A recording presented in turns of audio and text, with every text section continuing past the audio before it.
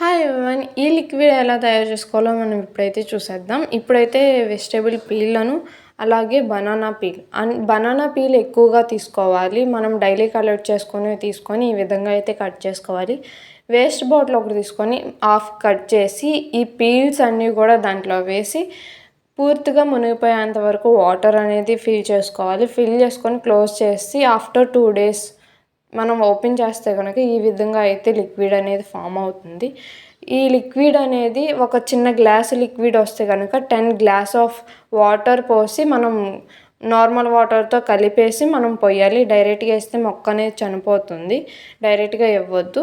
ఈ లిక్విడ్ అనేది చాలా యూజ్ అవుతుంది మొక్కలకి. అంటే ఎట్లా అంటే పూత ఎక్కువగా వచ్చి కొన్ని చెట్లకు పూత రాలిపోతుంది చూడు, ఆ పూత అయితే ఖచ్చితంగా నిలబడుతుంది ఈ లిక్విడ్ పోస్తే కనుక.